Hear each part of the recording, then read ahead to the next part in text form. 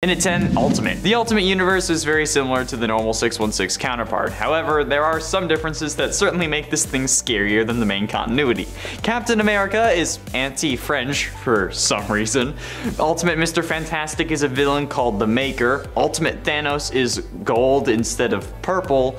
Oh yeah, and Ultimate Magneto is way too dark compared to Prime Magneto. Prime Magneto hates humans, but Ultimate Magneto is like a tyrant in that he considers all humans insects. Ultimate Wolverine is shown to be interested in teenage girls, while Earth 616 Wolverine is more honorable because sure, okay, Earth 616 Cyclops and Wolverine didn't see eye to eye, but Wolverine would never have killed Cyclops just so that he could sleep with his girl. Yeah, and Wolverine wants to sleep with Jean Grey, a teenager, when Wolverine is in his 30s, at least in the Ultimate Universe. Oh, and there's also a romantic relationship between Wanda and Pietro, which is probably the scariest thing in this reality, on this Earth, and the reason I wanted it on this list. And at 9, Thanos wins. While the heroes of the MCU already received a little bit of a taste of a reality in which Thanos achieved his ultimate goal by erasing half the population of the universe in Avengers Infinity War, there exists a still darker universe where Thanos wins. Determined to finally impress death, Thanos eradicated every living being on planet Earth, including the superheroes and Frank Castle. The former Punisher made deals with both Mephisto and Galactus to find a new life of vengeance as the Cosmic Ghost Rider and stop King Thanos' dark reality from ever happening. As time went by though, the heroes of Earth grew old and weak, but Thanos only grew stronger, his eternal quest to please death leading him to kill almost every living thing in the known galaxy, and becoming the king of what remained in his wake. Nothing. I don't know why you'd want to be king of nothing. Seems pointless in my opinion, and I'm a king, so I feel like my expertise here, but whatever, okay? As long as it's not this universe, I'm fine with it. Oh, and not only that, but knowing that he had to die in order to be with death, King Thanos gave a piece of the Time Stone to his servant, the Rider, and tasked him with going back in time to drag his younger self to the future so that he could be killed by present Thanos. And at 8, Age of Ultron. Ultron 1320 comes from Earth 14622, and What If Age of Ultron number 1. An Earth where, thanks to Wasp dying, Ultron is able to take over the world faster. Ultron was created to be the ultimate AI by Hank Pym, to help the Avengers utilize their function better as a team. But with the untimely death of Pym's wife, Pym went on to create a more brutal version of Ultron, which was to replace the Avengers. But with this, Ultron's sentience began to constantly evolve. He started the eradication of the human race by taking out such threats as the Avengers and the Defenders, while he left Pym alive to watch him suffer. Ultron and his army of Ultron Sentinels then moved to Kola, Russia, so that he could bore himself into the planet's core to create the ultimate version of himself, Ultron 1320. Ultron then had his minions batter and beat Pym unconscious until he woke up to find that he himself had been turned into Ultron 1321. This version of Ultron also invaded other worlds, claiming Earth 62412, 23223, and 81223, but was stopped on Earth 45162. In its 7, Age of Apocalypse. Earth 295 is a reality that was accidentally created by Legion, son of X-Men leader Professor Charles Xavier and Israeli diplomat Gabriel Haller. Legion believed that the only way to bring peace to humans and mutants was to kill Magneto before he could incite the anti-mutant movement. He traveled back to a time when Xavier and Magneto both lived in Israel and were working at a hospital, taking the X-Men Storm, Iceman, Bishop, and Psylocke back with him. Legion tried to stab Magneto with a Psyblade, but Xavier shielded Magneto and was killed instead. By killing his own father, Legion then made his own existence impossible. The Macron Crystal resolved the paradox by restructuring reality. All the X-Men vanished from that reality, and a new reality came into existence. Bishop, already displaced in time, remained, but the Chronal Backlash fractured his mind. He wandered Earth for nearly 20 years, and then that superpowered fight attracted the attention of Apocalypse, who then basically took over and destroyed everything. In its 6th, Old Man Logan. 50 years later, Logan lives with his wife Maureen and his son Scotty and daughter Jade on a plot of land in Sacramento. Well, what used to be California, but is now part of Hulkland. He requires money to pay his rent to the landlords of his territory, the descendants of Bruce Banner, the Hulk Gang, who are a product of Just a whole lot of crap, okay?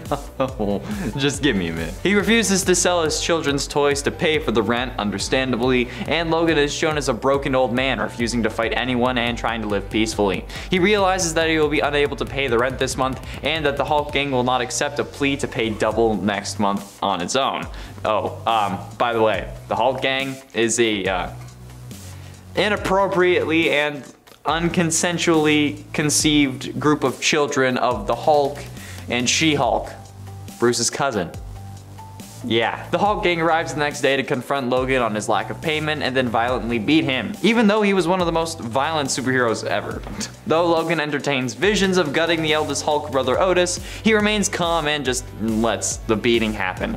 Later though, the Hulk gang kills his family, so Logan goes on to kill the whole Hulk gang, but it's still a messed up Earth, okay?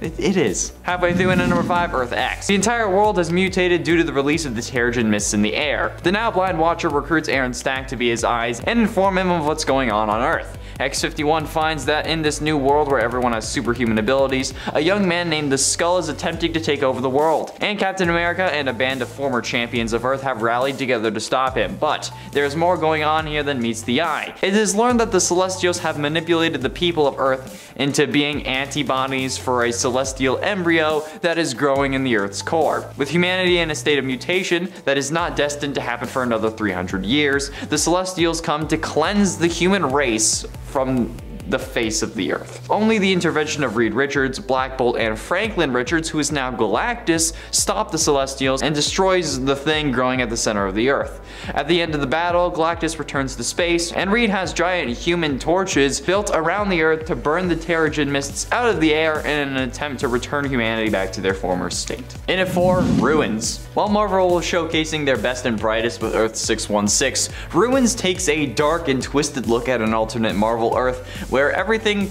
could have gone wrong, and it does, in the worst possible ways. The various scientific accidents and experiments that created Marvel's heroes went extremely wrong in the Ruins reality, alright? The Fantastic Four died on their test run in space, Bruce Banner was transformed into a living mass of tumors instead of the Hulk, and Peter Parker's spider bite left him with a terrifyingly infectious disease that ultimately ends up killing the narrator of the story in the truly darkest Marvel timeline. However, this is basically how the creators thought the world would be if the superheroes were real. It is in essence a combination of Earth 616 and our world, with the idea of what would happen realistically if this was our world being the founding thoughts for the Ruins storylines. And it's hella messed up, but I don't think that in this world Bruce would grow tumors, okay? I think he would just die. Probably from cancer, but still, okay, it's a more realistic version, but a much darker version of the realism. Getting close to the end in number 3, Earth 666. First appearing in Secret Avengers number 33 from 2012, on Earth 666, everyone in the world is one of the undead, but this isn't Marvel Zombies. I was told not to talk about Marvel Zombies. The living were not endured on this world, nor do they welcome interdimensional police. The Orb of Necromancy was hidden by Brother Voodoo, who put it deep in Shumagorath's ego maze. In the center tower, where an undead celestial was located and who was their god, and with the orb, they plan to spread undeath to all of reality. And it's currently in a unique position, as its population is divided between a variety of subtypes of supernatural creatures. Vampires, werewolves, mummies, among others. The divide between the various groups is social and deeply rooted, with parts of the world being ruled by various factions. However, in this world there is some hope, as the greatest heroes of the various groups are united to protect the world as the Avengers of the Undead.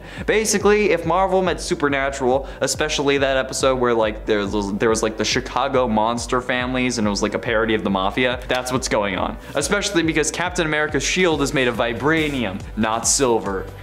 Get it? Cause Cap's a werewolf this time? The alternative to the number 666 in some translations of the Bible is actually 616, the number used for Marvel's Prime Earth, so there you go. But ultimately, in number 2, Hulk number 3.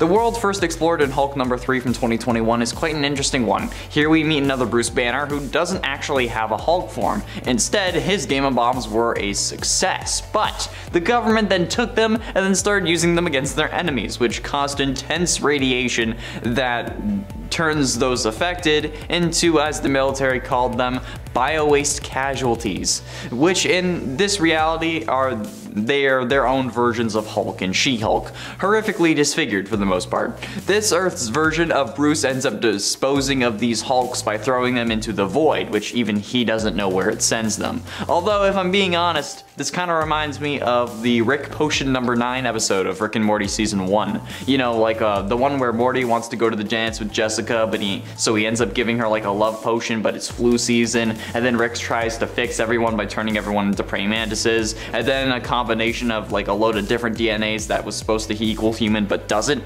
Yeah, that's kind of how I see these Hulks, but to not such an extreme where Bruce needs to like change worlds. And finally, into number 1, the Cancerverse. The Cancerverse is a reality where life finally defeated death, with eternal life being fueled by the many-angled ones. Every living being in this universe was corrupted and turned to their servitude, resulting in a universe-wide living corpse, which means that they aren't zombies, okay, since zombies are undead and nobody in this earth can die. Before the death of Captain Marvel, with no cure or anything to save him, his terminal condition caused such distress among the people who adored him. Across the universe, all of the empathetic trauma was sensed by the many-angled ones. They reached out to the dying Marvel to give them one simple truth: even death may die. While Avengers, Defenders, X-Men, Fantastic Four, and other heroes were present for a vigil at his deathbed at this point, Marvel transmuted his closest allies, among them the Avengers, now the Revengers. Despite the opposition of many, including seemingly at least members of the Machine Resistance, the corrupted heroes performed a ritual known as necropsy, sacrificing the Avatar of Death on the spacecraft Sanctuary and consequently annihilating death itself.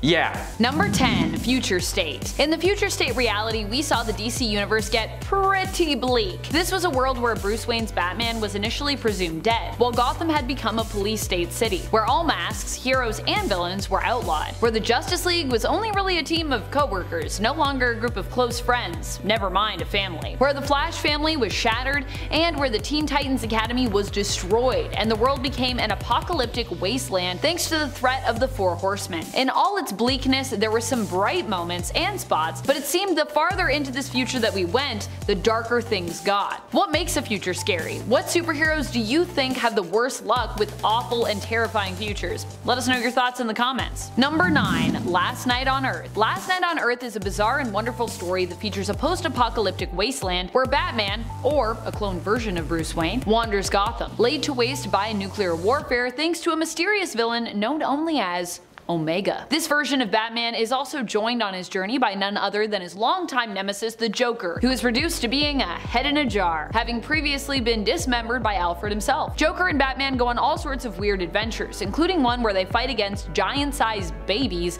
which were actually light constructs created by those who now had taken and wielded the Green Lantern's rings, but who obviously, weren't really chosen to do so. I mean, I feel like if you're making giant babies to fight someone, it probably shouldn't have been a Green Lantern. In my mind. I mean, I guess it's creative. Gotta give them that. And friends, before we move on to this next spot, if you are loving what we do here at Top 10 Nerd, please check out our newest channel, Most Amazing Top 10 Anime. Number 8, Age of Apocalypse. What would the world be like if Apocalypse succeeded in conquering it? Well, as you may have expected, it would not be great. While Apocalypse, currently in the comics, is not seeking to dominate and rule the world, but is actually focusing on his family, currently kind of in retirement, we should maybe just be grateful for that. Even though, honestly, right now, I think the mutants could actually use his help. Back in the days when Apocalypse was known as one of the most terrifying mutant villains around, we got to explore and imagine a world known as Age of Apocalypse. This alternate Earth, known as Earth 295, is one where Professor Charles Xavier was accidentally killed by his own time-traveling son,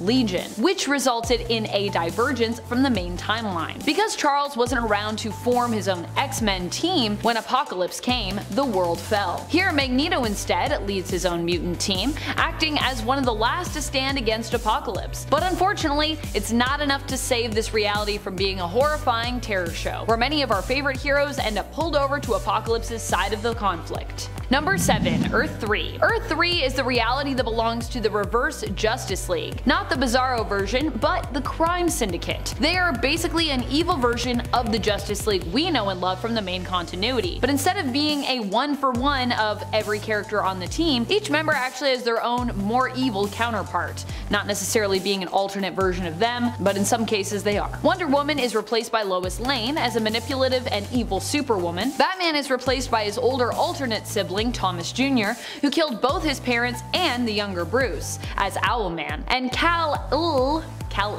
I think we still say it Kal-El, is the last vengeful son of Krypton known as Ultraman, but his Kal-El is spelt with just 2 L's instead of E-L. And that's only some of the impressively villainous roster who basically all rule Earth, using fear to motivate the people to do as they say. At least in the original crime syndicate. It's different people now. Not all of them are still there. Times change, and when you're evil, people are gonna usurp you and you'll probably end up dying at some point. That's just how it goes. Number 6. Days of Future Past. Days of Future Past is a mutant-based horror future where all mutants basically end up persecuted and held in camps where they're marked with M tattoos and forced to live out their days. This was a future reality that was avoided in terms of it becoming the main reality future when Rachel Summers in the comics sends Wolverine back in time to stop it from happening. Rachel herself happens to be from a version of the Days of Future Past reality, the main one known as Earth 811, of which now there are actually more than one version of that even alternate reality, just to really confuse you. An alternate version of the Days of Future Past reality, known as Earth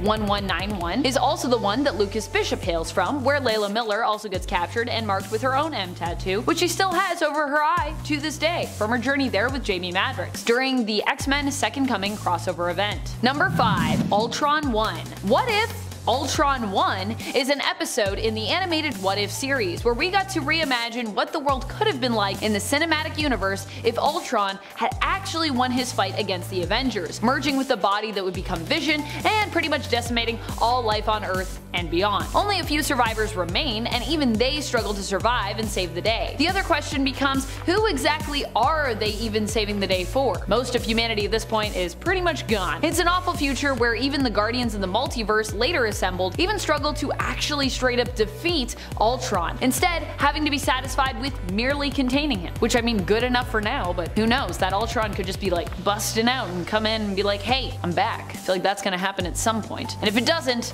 I'll be a little disappointed, to be honest. Number 4. DCeased. DCeased is DC's apocalyptic zombie-like world, but where instead of it being specifically a zombie outbreak, it's more of an outbreak of the anti-life equation. The anti-life equation affects all the heroes and villains it infects by causing them to basically lose control and be filled with rage. This is the reality where an anti-life infected Wonder Woman goes on a rampage and literally tears Vandal Savage in half. This is also the same reality where the tragic story of Batman and Alfred is actually reversed compared to the main continuity. Instead of Bruce outliving his father figure and his trusted butler Alfred, Alfred is actually the one who survives him. Also, Alfred is a badass in this reality. Alfred is a badass in all realities though, so facts. Number 3. Earth Z. Sometimes referred to as Earth Z, Earth 2149 is the reality where a zombified sentry first caused an outbreak to happen. The outbreak would not only threaten the general public of this whole universe, but also go on to infect many superpowered beings as well, both heroes and villains,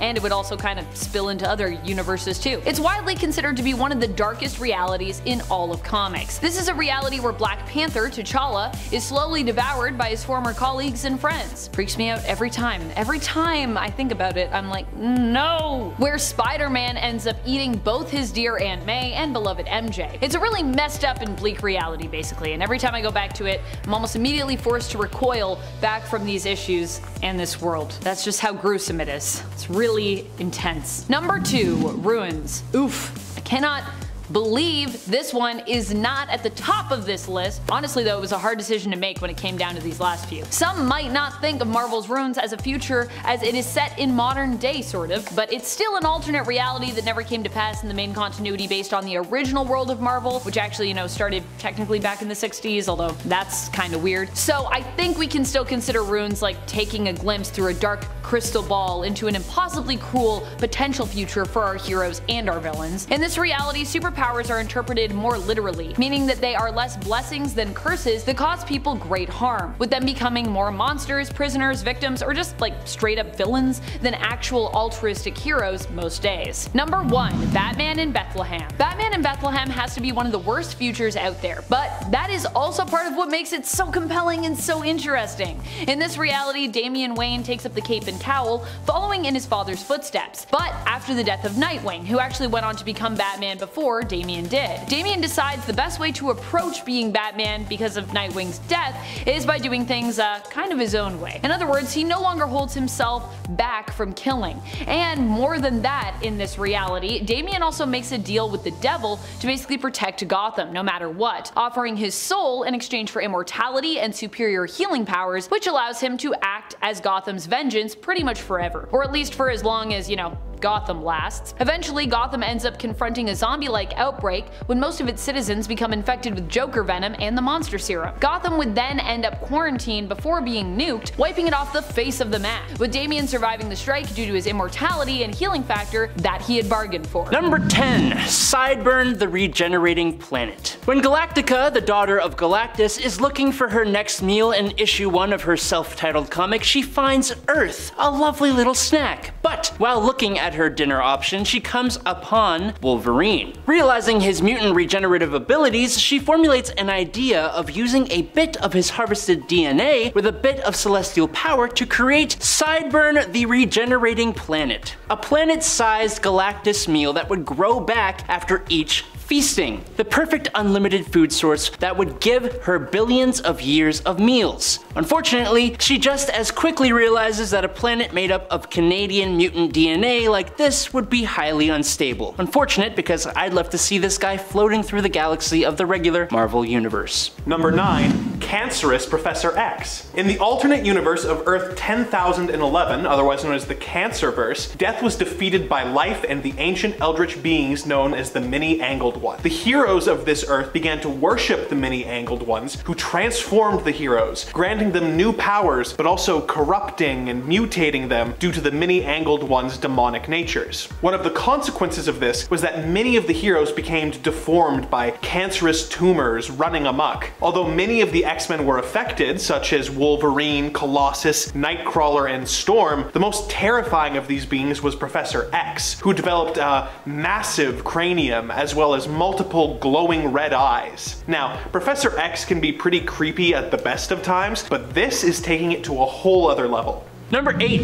Franken Castle. After he was taken out by Daken on orders from Norman Osborn during the Dark Reign event, Frank Castle, yes, the Punisher, was revived by the Legion of Monsters as an undead zombie-like monster known as Franken Castle. The Legion resurrected Frank to recruit him in their fight against the villain known as Hellsguard, who was systematically killing off monsters using samurai-like assassins. Although he originally refused, Frank got involved after seeing innocent child monsters being dispatched as well, and that is not something Frank is willing to abide. He went on to slay hordes of Hellsguard's men. It's honestly an incredibly interesting moment in Frank Castle's history, and it got this version of Frank moved to Earth 666. He also nearly enacted revenge against Daken, being stopped by Wolverine before he was returned to his human form through the Bloodstone. Number 7. Zombie Scarlet Witch. On Earth 2149, things were relatively similar to Earth 616, until one day, a traveler from an alternate dimension showed up at Avengers Mansion, warning of the Earth's impending doom at the hands of an army of the dead. Who was this interdimensional traveler? None other than the groovy Ash Williams from the Evil Dead franchise. The heroes ignore this strange and irritating man, but soon after they discover that the threat is real and they are bitten by the zombie horde and transformed into the living dead. Ash eventually teams up with Earth's Scarlet Witch and Dazzler to try and find the Book of the Dead and save the Earth, but Wanda was eventually bitten by a zombified Punisher and turned into a zombie herself. Now, in the zombie universe, there are plenty of zombie heroes to choose from, such as Captain America, Spider-Man, and even Howard the Duck. But for this list, we decided to go with Scarlet Witch, as her incredible powers make her a terrifying force to be reckoned with under the best of circumstances. But the idea of all that power having an insatiable taste for human flesh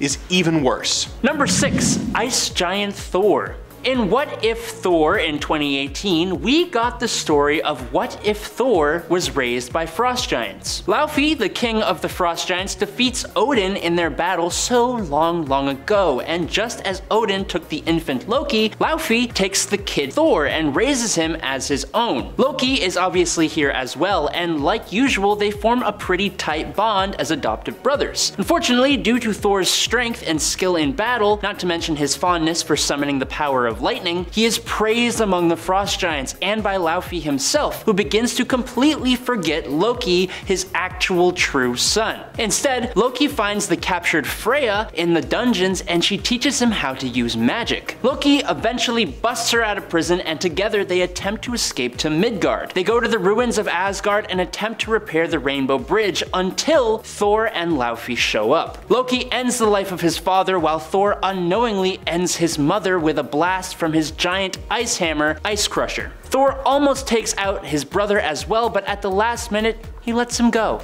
We don't know what happens next, only that Loki went to Midgard, had kids and a family, and apparently became a hero. It actually ends on a rather sweet note. Number 5.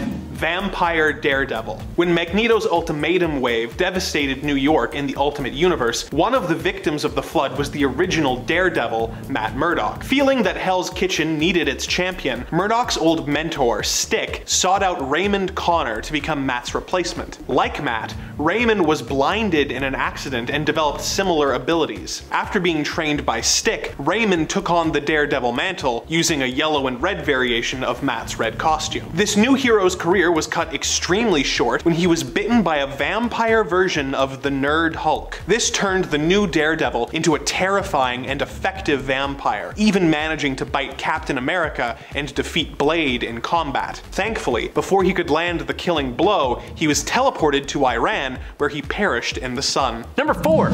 Steel Corpse. In Marvel's Age of X universe, the X-Men never existed to represent mutants, and as a result, the mutant population had become the ultimate enemy. In response to this, the mutant Magneto used his powers to literally steal buildings from New York and form Fortress X, a safe haven for mutant kind. This led to the creation of a team of non-mutant heroes by General Frank Castle and led by Captain America to hunt down this resistance of mutants. Among the members of this team was a version of Iron Man named Steel Corpse. This Iron Man had become infected by a technological virus that fused him with his armor. Inside the armor, Iron Man has slowly been digested by the suit over the decades since he was trapped inside. The worst part is that this group of Avengers eventually decided that they weren't going to attack the mutants who were just trying to survive. So the government takes control of Steel Corpse and forces the suit to attack. It's twisted, it's sick, and it's absolutely terrifying to imagine being slowly consumed by a suit of armor you can literally never escape. Number 3.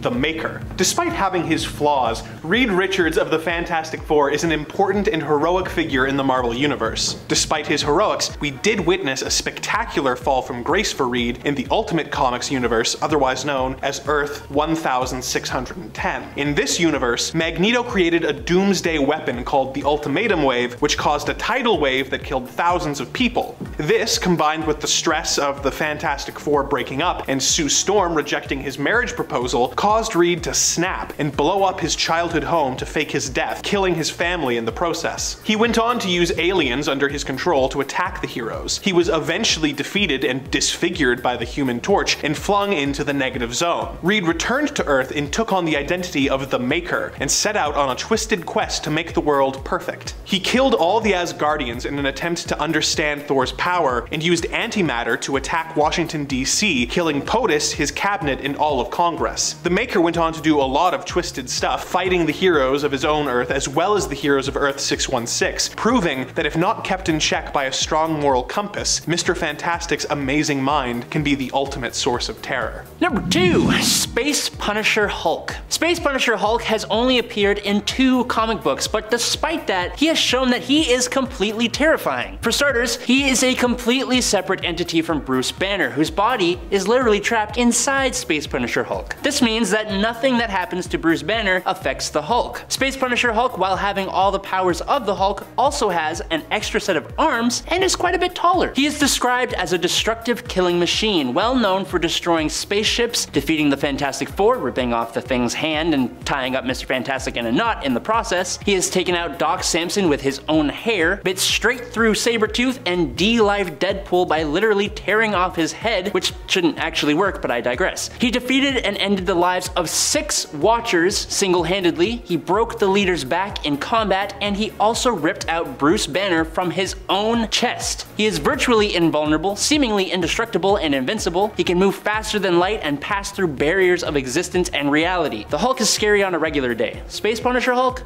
No thanks, I'm good. Number 1, Spiders-Man. On Earth 11,580, Peter Parker was taking a tour of a lab that was conducting radiation experiments on a colony of spiders. Peter fell into the spider habitat and was promptly devoured by the spiders. In an odd twist of fate, not dissimilar to the villain Swarm, the spiders absorbed Peter's consciousness and became a hive mind that formed together to masquerade as a human and fight crime, thus becoming Spiders-Man. Spiders-Man fought crime for a time, but soon developed a taste for human flesh. The spiders managed to hide this for a time and were recruited by the superior Spider-Man in his multiversal quest to defeat the villainous Inheritors. He eventually betrayed Otto by joining forces with the Norman Osborn Spider-Man of Earth 44,145 to try and destroy the Web of Life. This plan failed, but Spiders-Man did manage to spread his spiders across the multiverse, giving them a foothold in every different reality. Number 10, Mazaz. On Earth 3, things are kind of backwards. Power and strength reign supreme, and those who are superheroes and villains in the Prime Universe are supervillains and heroes respectively in Earth 3. Alexander Luthor, for example, was the most powerful superhero on Earth, going by the name Mazaz, which is Shazam backwards. Now, he's technically a good guy, but his power is what I find truly terrifying. Mazaz has the ability to absorb the powers of any superpowered being that he took the life of through his lightning. Using this, he gained all the powers of Bizarro, including invulnerability, self-sustenance, Arctic vision, flame breath, and kryptonite immunity. He got the powers of the Firestorm Matrix from Deathstorm, which are too many to list, the Speed Force abilities from Johnny Quick, and the powers of Hawkwing. While the characters he fought were arguably worse than him, no one from Earth 3 is really good, and he is absolutely terrifying. When he is powered up, of course. Number 9, Bump in the Night. For starters, DC's House of Horror is basically a collection of short stories featuring different characters. They are all equally interesting and horror themed. The Possession of Billy Batson and Last Laugh stories are particularly interesting, but for today's video, I think I want to talk about the very first one. Bump in the Night. This short story follows Martha Kent on the night Kal-El arrives on Earth. Jonathan Kent has gone out to explore what exactly caused a big bang and a trail of smoke on the Kent's farm, but he isn't coming back. As Martha worries about where her husband has gone to, she goes back inside the house, but Martha starts hearing bumping and thumping coming from upstairs in the house. Suddenly, a demonic humanoid child crashes through the ceiling and begins attacking her. She tries to run to the barn, but fiery beams of energy fire from the creature, blowing up the barn. She takes refuge in her truck only for the creature to land on the hood, shrieking. It throws the truck across the yard and Martha gets out wounded only for the truck to explode. The creature flies away with the symbol of an S emblazoned on his chest. If you are looking for comic book content, this is the place to find it, so hit us with a subscribe to stay inundated with tons of videos about all your favorite heroes. Thank you. Number 8, Speed Demon from the Amalgam Universe. The Amalgam Universe, where the worlds of Marvel and DC collide, is honestly an amazing place. We get all kinds of crazy mashups like Wolverine and Batman, but while that is incredibly awesome, the one I think may be better for this list would be Blaze Allen, the Speed Demon, or basically the Flash mashed together with Ghost Rider. Yes, it's as crazy as it sounds, and honestly, it's more totally awesome than it is scary, but Ghost Rider is already fast with his motorcycle, so imagine if he didn't even need that. The best part of this is that his cousin, Wally West, becomes another version of Speed Demon, and the two of them work together. It's not something that I thought I needed, but I absolutely did need it. Number 7, Witch-Marked Wonder Woman. Years ago, a 12-year-old Diana Prince came upon a ritual being performed at a crossroads in Themyscira to the goddess of magic and witches, Hecate. by her followers. Diana gets grabbed by the followers and Hecate brands her with a witch mark, and she vowed to Hippolyta that one day she would return to use her witch mark to take over the world. Once things start popping off in the 2018 Witching Hour crossover, Earth's magic is beginning to disappear and Hecate is obviously to blame. Hecate activates her witch mark, 5 women who have been branded, including Diana. The witch marked power Diana possesses could rip the world apart and tear holes in reality. It's honestly very insane, and it only gets crazier as she gains the power of the other witch marked. Now I glossed over quite a bit for the sake of time, so I suggest you read the story. Number 6. Dawnbreaker. Now this is like a mix of evil Green Lantern and evil Bruce Wayne. Technically, it's just Bruce Wayne, but after the passing of his parents that fateful night, the young Bruce Wayne comes into possession of a Green Lantern ring. We have seen Bruce Wayne wield a Green Lantern ring before, but this is the dark multiverse. Bruce has an unbelievably strong will, and using his powerful will, he is able to override the programming of the Lantern ring, allowing him to use it to take lives. He creates monstrously terrifying green-like constructs and uses them to not just ruthlessly battle criminals, but anyone who stands in his way, including James Gordon, other Green Lanterns, and the Guardians of the Universe. Number 5. Superwoman. While Superwoman is technically an alternate version of Wonder Woman, originally she was actually the Lois Lane from Earth 3, who on this world was seemingly an Amazon as she wielded the lasso of submission instead of truth, which is capable of forcing others to do her bidding and forcing them to love her. But this Superwoman had abilities that were more like a Kryptonian's. She was capable of not only everything Wonder Woman could do, but she could fire beams of red-hot energy from her eyes, and she could fly. She created an incredibly toxic love triangle between Ultraman and Owlman of the Crime Syndicate of America, and even had a child with Owlman, but promised to Ultraman that it was his. This was also while she was having another affair with Alexander Luthor. Damn girl, keeping pretty busy, huh? Yikes. Number 4. Raven from the Last 52 Multiverse. The Batman who laughs comes from the Dark Multiverse, which is the flip side of the regular multiverse, composed of worlds where nightmares become real. All the worst case scenarios actually came to be on these worlds. During the final battle between the Batman who laughs and Wonder Woman, Laughs summons different heroes turned villains from across the Dark Multiverse to help him, and among the various characters is a version of the Teen Titans led by a version of Raven who gave in to her father Trigon, who corrupted both her and her Titans into twisted, powerful versions of themselves. Raven herself becomes a red-skinned, armor-clad demon. She actually looks kind of awesome, but she is undeniably evil and ultimately quite terrifying. Number 3. Furnace. Before the Martians became the Martians, they were an incredibly violent and powerful race called the Burning. The Guardians of the Universe experimented on the Burning and put genetic blocks in place to make them afraid of the fire they used as their most powerful weapon. Now fast forward, after the Justice League was trapped and taken down in Obsidian Age Atlantis, John Johns blamed himself for his friend's passing because his fear of fire completely overtook him. He recruits Scorch to help him overcome this fear, and he would use his telepathy to help her deal with her own problems. Unfortunately, in doing this, he also broke the genetic blocks, allowing John to become the incredibly dangerous Furnace, with all his original powers boosted in potential, especially his telepathy, plus an insane level of pyrokinesis. Number 2.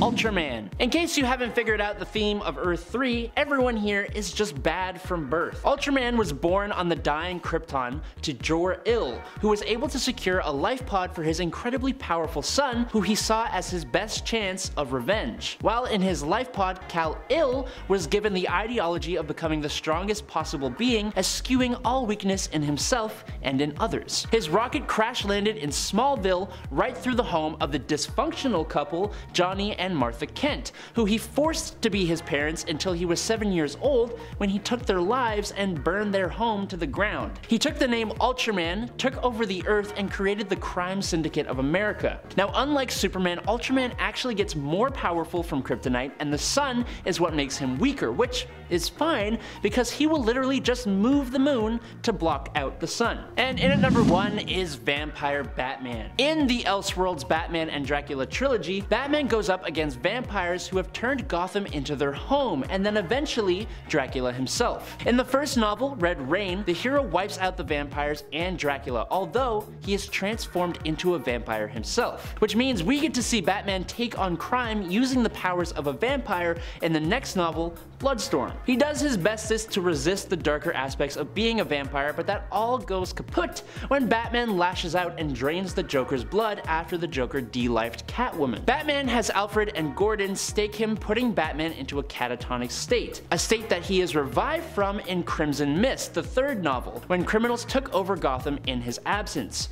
But he is almost completely animalistic now thanks to the isolation. A bloodthirsty vampire Batman quickly wipes out most of his enemies in a very bloody form, drinking their blood in the process until he is finally put to rest by Alfred, Gordon, Two-Face, and Killer Croc, who all go with him to the grave. Number 10. Doomsday. I have to just assume that Batman is afraid of Doomsday, and there are multiple reasons I believe this. For starters, anytime I've seen Batman even attempt to get involved in a fight with Doomsday, he is never throwing punches. He is either staying the heck out of the way, maybe only acting as a distraction, or he is powered up by some serious magical artifacts. Secondly, Batman is incredibly smart. He knows how hard it is for someone to take down Superman, and the fact that Doomsday is one of the few characters who is able to do it, and with such brutality, there is no way Batman is not intimidated by this monster. I refuse to believe it. Honestly, my favorite point of proof is seeing what Ben Affleck's Batman does in Batman vs Superman. Say what you want about that movie, but Batman jumping around the battlefield just trying his best to stay out of the way? Hilarious. Number 9. Prometheus. As a dramatic inversion of Batman, the tragic figure of Prometheus presents a serious threat to the Dark Knight. Enraged by the passing away of his parents at the hands of law enforcement, Prometheus vows to fight the law with the same intensity that Batman seeks to uphold it. Backed by ludicrous sums of money, Prometheus trains diligently and becomes the bane of police officers and military men across America. Armed with an all-powerful helmet, Prometheus earns godlike powers that give him the strength of the best fighters on Earth. It's no wonder that when he breaks into the Justice League Watchtower, he single-handedly beats the majority of the team, and Batman takes the majority of that shellacking. Prometheus runs the Dark Knight into the ground. It was the first showdown between the two orphans, and Prometheus takes the victory without any effort at all. Hey, are you liking this video? Well, then hit that thumbs up button, rookie. We need your support. Number 8. Zsasz. Victor Zsasz has a character trait that a few others on this list possess. He's just completely and utterly insane. Zsasz scares Batman for one main reason. Whenever he is not locked up, it's almost guaranteed that lives will come to an end, which just ups the ante because every escape of this killer becomes a race against the clock for Batman. He needs to bring him down fast before he adds another scar to his body. Every single one of those scars signifies a failure for Batman. Zsasz is a man with absolutely no form of pity or morals, and he will never stop unless he passes away, but we know Batman will never do that. In an alternate story, Injustice, Zsasz is even responsible for the passing of Alfred Pennyworth, which was not supposed to happen, but because Zsasz is Zsasz, it did. Number 7. Thomas Wayne Batman. Other versions of Batman always have the potential to be a scary thought for our Batman, or anyone, really. But when that version of Batman is Bruce Wayne's own father, who completely destroys him emotionally, teams up with Bane, and is trying to stop Batman being Batman so he can have a normal life, it's an incredibly interesting idea for a character, honestly. But with all the daddy issues Batman has, for his alternate reality father to be so twisted and brutal has got to be a terrifying thought. But what did Thomas do that was so bad? Well, let me tell you. Alongside Bane, he ruined Batman and Catwoman's wedding, causing her to leave him at the altar, nearly had Batman send Mr. Freeze to the afterlife for a crime he did not commit, kidnapped Damian Wayne, hired the KG Beast to take out Dick Grayson, he had Bane put Alfred Pennyworth in the ground, then Thomas incapacitated Bruce with fear toxin and kidnapped him. He dug up the coffin of Martha Wayne, wishing to use the Lazarus Pit to resurrect Martha so that they could all be a happy family again. He went more than a little overboard is what I'm saying. Number 6. The Batman Who Laughs. Another version of Batman, only this time it's basically the ultimate evil version of himself. A Jokerized Bruce Wayne. He is just absolutely awful. He has all the smarts and skill of Batman himself, but the completely bonkers unpredictability of Joker. And this combo causes the Batman Who Laughs to become one of the biggest threats to the entire multiverse. Now, being a Jokerized Bruce Wayne, he has a few differences to the man himself. He's thinner and faster faster, but physically weaker. Unfortunately, physicality in battle with this guy doesn't really matter. He's got backup in the form of his Dark Knights, and he has backup plans on top of backup plans as any Batman worth his salt would have. This guy put his consciousness into a Batman with the power of Dr. Manhattan and destroyed Perpetua, the first creator of the multiverse and the mother of the Monitor, Anti-Monitor, and the World Forger. Number 5. Pig. Professor Pig is a villain that came to be during a time when Batman stories were becoming incredibly dark, and Pig himself has to be one of the darkest villains of that era. His methods completely disgust the Dark Knight. He looks like a character straight out of a horror or slasher movie, and his obsession with physical perfection, like in the myth of Pygmalion, became part of the reason he surgically mutilates his victims, turning them into his mind-controlled servants called Dolotrons. If his crimes weren't horrifying enough, then just look at him. Yeah. Get out of my nightmares, thank you. Bye. Number 4. Scarecrow. With Scarecrow, fear is the name of the game. I don't believe Batman is actually scared of Scarecrow himself, but Scarecrow has used his fear toxin to debilitate and send the Dark Knight running on multiple occasions, and that makes him a unique foe that puts Batman in a position he doesn't often find himself in. Batman is a physical powerhouse with a mind that is exceedingly sharp, but his mind is also partially his biggest weakness because he has some serious psychological issues, and Scarecrow's whole shtick is manipulating that kind of thing. When Scarecrow pops up on the scene, the Dark Knight knows that something terrifying is coming his way. Number 3. The Court of Owls. Probably the oldest, most secretive, and most profitable group in Gotham City's underworld. When Bruce Wayne became a threat to them, they put Batman through one hell of a psychological ringer, and possibly one of the darkest Batman stories ever. He gets trapped in a huge Court of Owls maze underneath Gotham City, and trying to make his way through it, Batman goes through physical and psychological tests that nearly break the Dark Knight. But the court has so many feathers in all areas of Gotham and Bruce Wayne's own life. They may have even had a hand in the passing of his parents. Possibly. And we haven't even started talking about the Talons, a group of brainwashed and undead robot-like assassins. The combo of psychological warfare and the deadly Talons nearly brought Bruce Wayne to the pearly gates. Number 2. Bane. His name says it all, as Bane has been the bane of Batman on multiple occasions. The Bane we saw in the Dark Knight Rises movie was fantastic, and he absolutely instilled fear in Batman, but the comic version of that same story goes to a whole other level. With his master plan being even more well thought out and damaging to Batman, he unleashed Arkham Asylum on Gotham, putting Batman on the ropes as he has to chase down all the escaped criminals. Bane studied Batman. He utilizes his own weaknesses and completely destroys Batman, breaking his back in one of the most infamous comic book moments ever. More recently though, Bane brought Batman even lower than when he broke his spine because he broke Bruce's heart by snapping the neck of Alfred Pennyworth. Any battle Batman has fought against Bane has been with the help of his allies, and that's because Batman knows that he can't take on Bane alone. Number 1. The Joker. I think if there is one person who scares Batman more than anyone, it's gotta be the Joker. They have had such a long and complex history with each other, and I think because of that, and the Joker's obsession with the Bat, Joker knows all the ways to mess with Batman, and he's constantly coming up with new ones. He will go after anyone to get at Batman, and he will go through anyone just for the fun of it.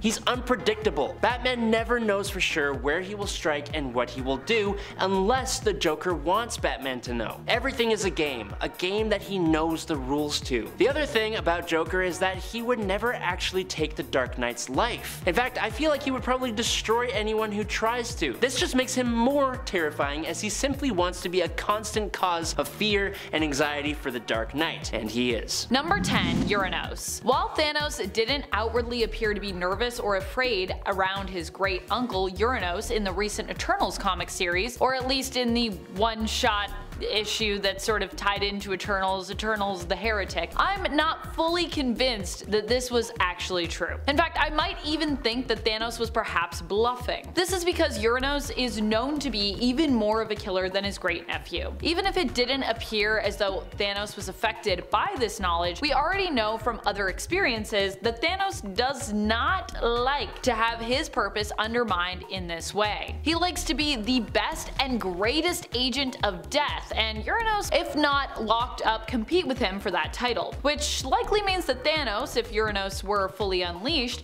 would be afraid and intimidated by him, probably seeking to destroy him eventually. And friends, before we move on to our next spot on this list, if you love this video, if you love when we talk about Thanos, be sure to let us know by giving this video a thumbs up. Number 9. Mephisto. While in Infinity Gauntlet, it seems as though Thanos is actually playing Mephisto for a fool, making him in essence behave like a servant to him. In reality, it kinda seems more likely that Mephisto, in awe of Thanos' power, is actually along for the ride and looking for ways to manipulate him. This wouldn't be the first time Mephisto would do something like this in Thanos' life either. It is also implied in issue number 38 of the current Avengers run that Mephisto actually manipulated Thanos in his past as well, possibly even having a hand in encouraging Kid Thanos to join up with the Masters of Evil and take on the prehistoric Avengers. Also, Mephisto, or the collection of Mephistos, could later make a deal with them. Who knows? I personally think, while Thanos might not see the threat that Mephisto is as a villain, that Thanos could fear and perhaps in the future will fear him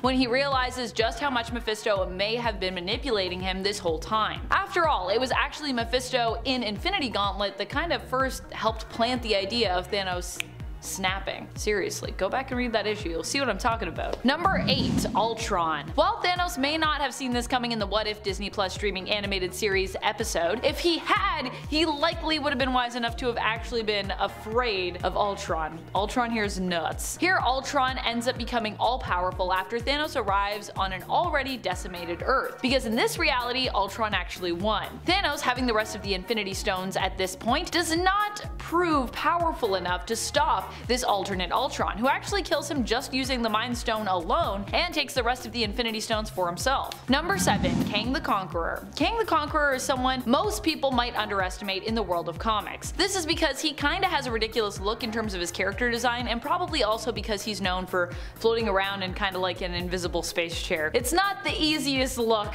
to adapt to a modern setting and have it feel, you know, anything but ridiculous. It just kind of, it's a look. However, Kang is also a time-traveling villain and the master of time. We have seen both Thanos and Kang reveal that each is intimidated at times by the other. And I know some people are probably gonna be like, but Amanda, what about the time Kang was like, I literally have been avoiding you in like every timeline? Well, there's another alternate reality where something different happens, okay? While Thanos might pack more of a physical punch, Kang could also probably just erase Thanos from existence if he really wanted to. And in an alternate reality at least, he has defeated Thanos using his power over time to basically turn him to dust. So that's also happened. Really, it could go either way. I'm very interested to see if there will be any interaction between these characters in the MCU. I know Thanos is gone, but what if he came back? I don't know. Number 6. Death. Not really a villain per se, though some could see her as such. Death is still definitely an antagonist at the very least. She is the embodiment of death, and I would say that Thanos both respects and fears her during his time pining after her. He is afraid of being rejected by her, that's for sure. Thanos has a complex relationship with death, being an agent of death as someone who also happens to be in love with it, and the feminine entity who embodies it. Thanos at one point pleaded with Death to stay with him after she left him in essence at the altar, following their fight in an alternate universe where King Thanos, as he had become, had pretty much destroyed all life in existence for her. But you know, still not good enough, Thanos. You gotta earn it. You gotta destroy all life, not almost all. Number 5. Magus. Adam Warlock and Thanos have been at each other's throats for years in the comics, but with Adam Warlock being a hero, Thanos wouldn't be particularly afraid of him, I'd say. In fact, the two have also teamed up together when they've needed to, so they fought each other, but they've also worked together before, chiefly against the man they are both afraid of, Adam Warlock's evil counterpart, his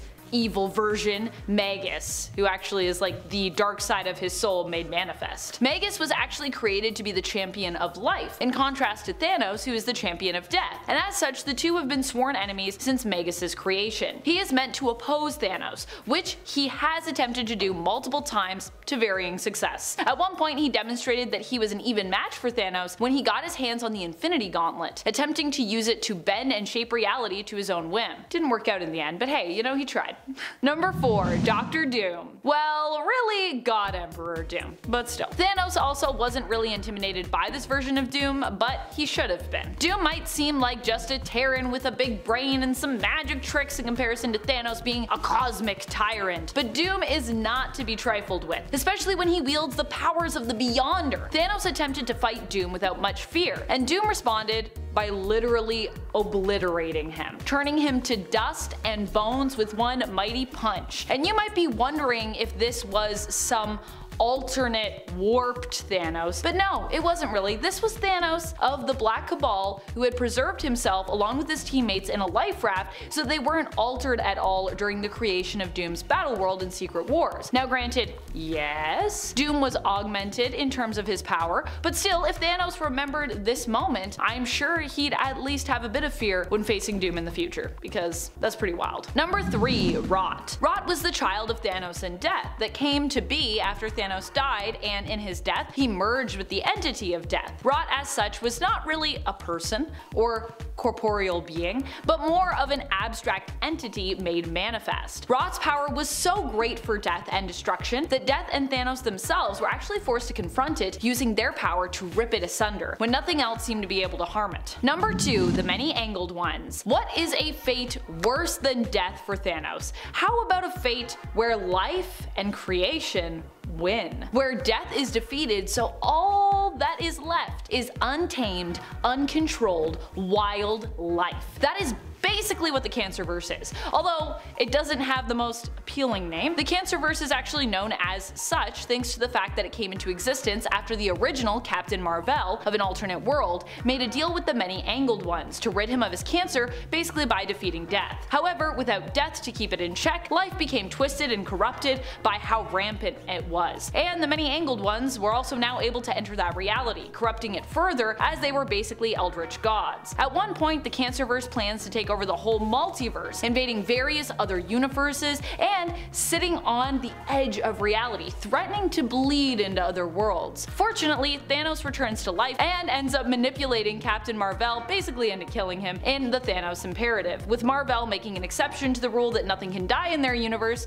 for Thanos, because he's like, you are so annoying, you gotta go. As such, because this Thanos is actually of Earth 616, his version of death is able to appear in the Cancerverse when he dies and allows it to be defeated basically. But even though this works to get to this point, it takes a lot of courage for Thanos, who is actually afraid of joining in the fight against the Cancerverse initially due to the absence of death in that world, which makes sense. I mean, he's kinda all about death, so I'd be pretty nervous about that too. Number 1, Thane. Thane is Thanos' son, and he definitely feared him because he literally returned to Earth to try and hunt Thane down and destroy him as a result of Thane's potential power surmounting his own. He's afraid that Thane will basically rise up and overtake him and basically end up being a better Thanos, I think. But in the end, this wasn't something that Thanos had to be particularly afraid of, it turned out. Even after Thane became empowered with the Phoenix Force, Thanos still managed to defeat him. And this was also at a point when Thanos himself seemed to be dying at this time in the comics. Thane ended up being stripped of the Phoenix Force and ended up sentenced to suffering a hell-like existence in the God Quarry for the rest of his life. Or, you know, at least until some writer remembers, oh yeah, he's still down in that God Quarry, and decides to get him out of there. Thane was also an Inhuman, and his powers are actually perfect for someone who is known to be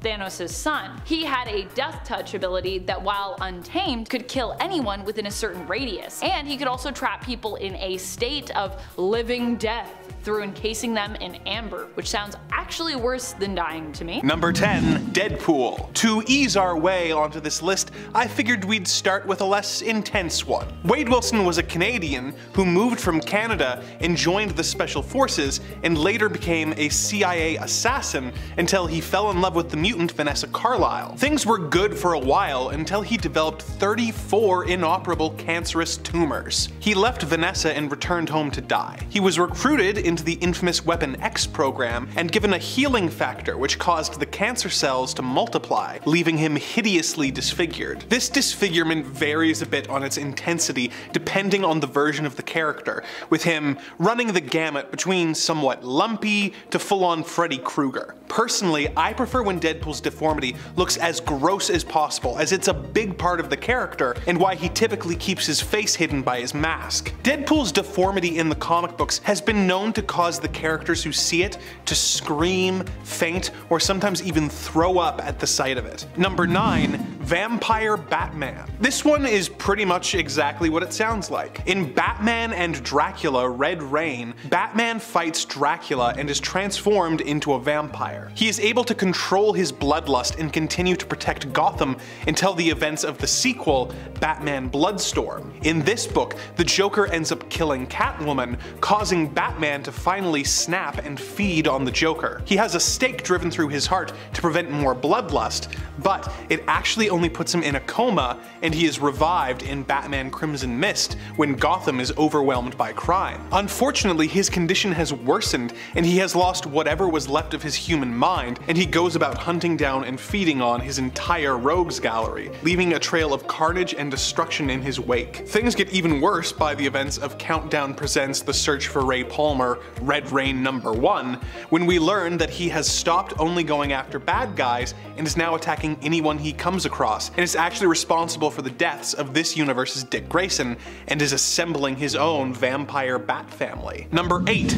The Wendigo. The Wendigo is a figure from indigenous folklore that was first adapted to Marvel Comics in Incredible Hulk number 162. The curse of the Wendigo is something that happens when a person engages in in the Canadian wilderness. The curse causes the person to transform into a vicious creature who has an insatiable hunger for human flesh. In its first comics appearance, the Wendigo is a man named Paul Cartier, who goes on a hunting trip with his friends Georges Baptiste and Henri Clouzot. When they are attacked by wolves, the trio are forced to hide in a cave where Henri dies. After 4 days trapped in the cave with no supplies, Georges wakes up and finds Paul eating his friend's remains, inadvertently giving himself the Wendigo curse. Over the years, Wendigo and Hulk clashed several times before Paul's friend George managed to transfer the cure to himself, freeing his friend and becoming the second Wendigo. This Wendigo was eventually defeated by Alpha Flight with the help of Wolverine and Nightcrawler. In the years since, several different Wendigos have cropped up in Marvel's Canadian wilderness, each one more dangerous than the last. Number 7. Franken Castle. The Punisher is a scary guy at the best of times, but for a brief window he was actually even more spooky. After Frank was killed and sliced to pieces by Daken, Man-Thing and the Moloids recovered the bits and took them to the Legion of Monsters and everyone's favorite character in all of fiction, Dr. Michael Morbius. They turned Frank into a patchwork Frankenstein's monster-type creature in hopes that he would help them fight the Hellsguard. He refused at first, but after witnessing their atrocities firsthand, used his new size and strength to help the Legion of Monsters. His time as a big old monster was cut short when he was returned to normal by Elsa Bloodstone. Number 6. Spider-Man becomes a Spider-Man. In the Changes arc that ran in Spectacular Spider-Man Volume 2, issues 17 through 20, Spider-Man went through a rather awful transformation. A bug-themed villain known as the Queen had decided that she wanted Spidey to be her mate, and rather than sliding into his DMs, she gave him a kiss that caused the spider DNA in him to go haywire. Over the next few issues, he went through a transformation not dissimilar to Jeff Goldblum's Brundlefly, as he slowly started to transform into an actual giant spider. At first, the transformation was relatively subtle, with him growing extra eyes that he could hide with a pair of sunglasses, but it wasn't long until he got brown and fuzzy and sprouted some extra arms and fangs. In the final issue of the arc, he is full-on just a giant spider, but things somehow get even wilder when the spider keels over dead and a naked Peter bursts out of the arachnid's body, effectively giving birth to himself. Once out of the spider, Peter has additional spider powers such as organic web powers, causing him to no longer need his web shooters. This comic came out in 2004 in the midst of the Tobey Maguire films, so I'm guessing this was done in an effort to make comic Spidey more like his film counterpart, but there had to be an easier way to give Peter new spider powers than making him go through all of that. Number 5. 5. Joker takes his face off. I'm not gonna linger on this one too long. In the Death of the Family arc, the Joker decides it's time to update his look. He enlists the help of the villain Dollmaker and allows him to remove the Joker's face. Joker then escapes before returning a year later and stealing back his face from the police evidence locker. He crudely straps it back onto himself and begins a plan to kill all of Batman's sidekicks so he and Bats can get back to basics. There's a moment where he tricks the Bat family into thinking he's taken off all of their faces, but that turns out to be a ruse. So yeah, he took off his face and it looked pretty spooky.